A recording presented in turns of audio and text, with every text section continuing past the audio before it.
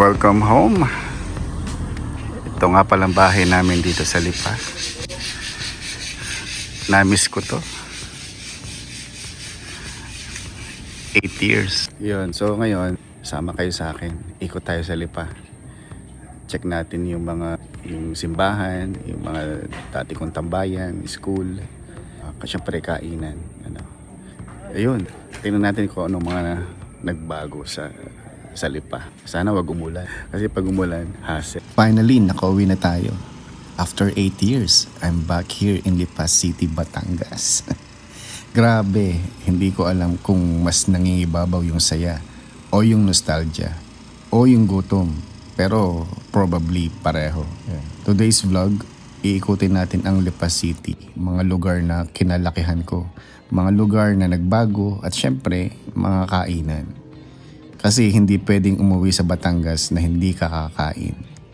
So samahan nyo ako. This is Lipa City through my eyes after 8 years. Let's go!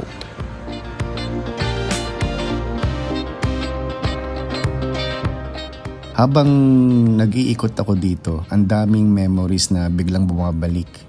Yung mga kalsada na dati sobrang pamilyar, ngayon parang, teka, dito ba talaga ito?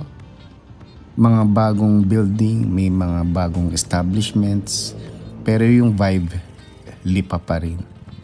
And syempre, mapapansin nyo agad, ang daming tricycle.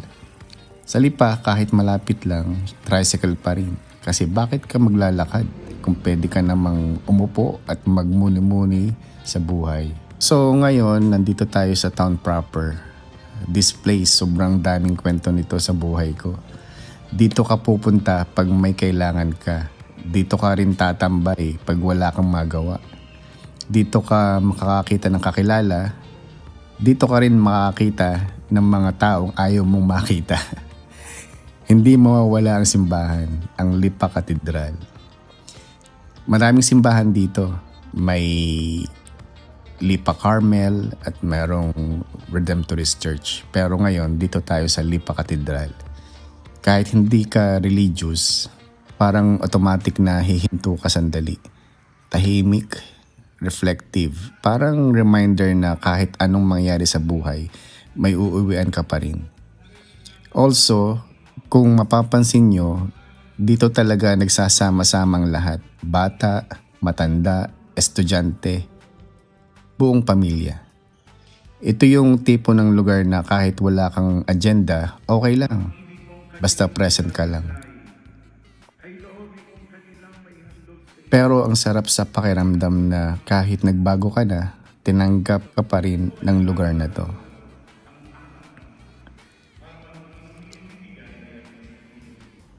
Okay, hindi pwedeng Lipa vlog na walang pagkain. So first stop, Batangas Classic. Dito tayo sa Lipa Pansiteria. Hindi ko alam na babayaran na pala. Hinahantay ako ng nagpa-order. Yung pala, babayaran mo muna, tapos kukuha ka number. Ang number. Parang ganun lang. Babayad ka muna, kuha ka number. Tapos nakakaupo. And then, bibigyan ka syempre ng sibuyas. At bao, sibuyas at kalamansi.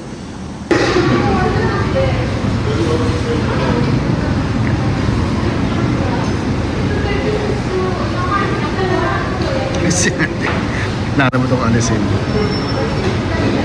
Lumangway tuloy sa toyo.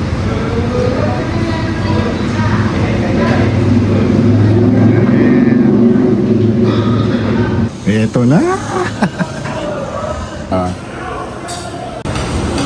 Ito. Let's eat. Sarap nito.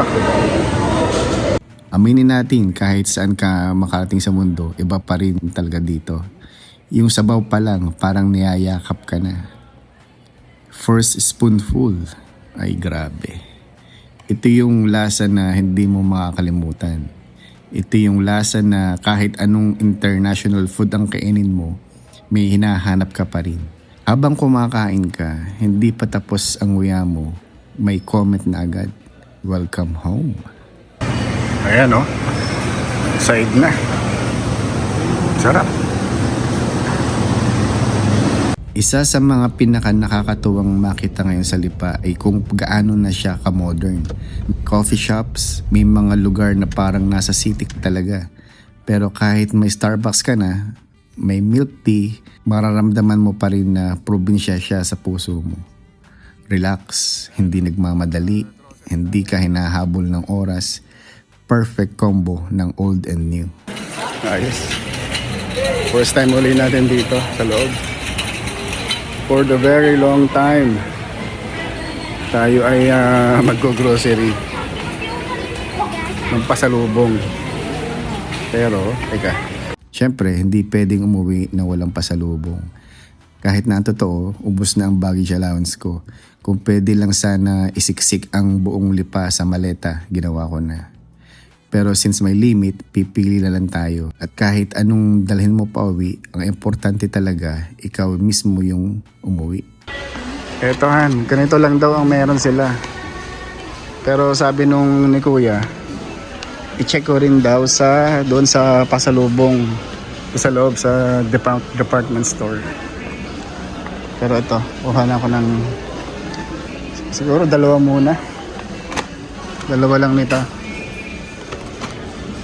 Kasi wala yung nakabox eh. Okay.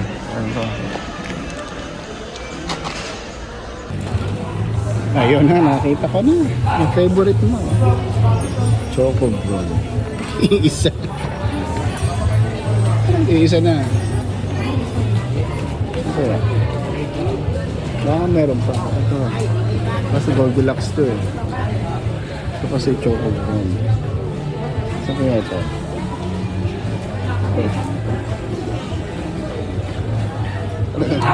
Talagang inaalat ng ating Choco Brown.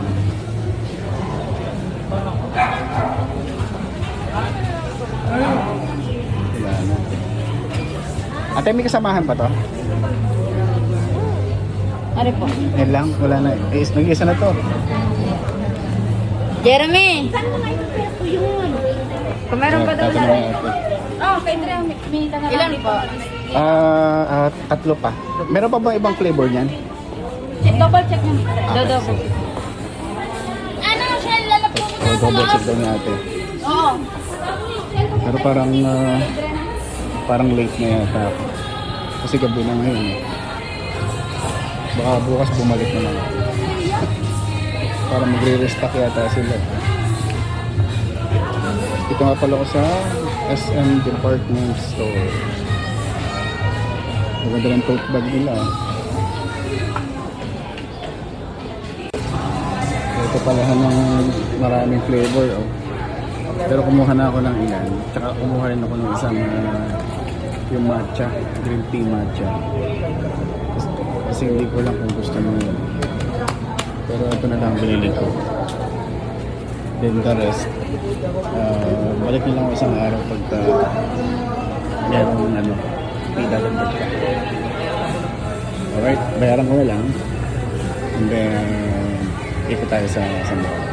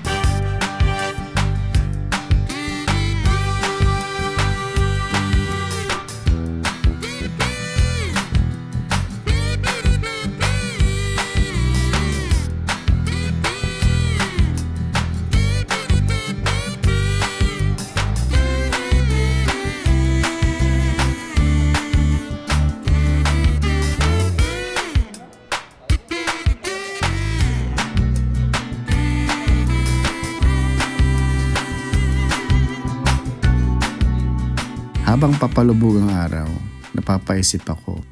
Ang daming nagbago, pero ang dami ring nanatili. Lipa City isn't just a place, it's a feeling. Yun.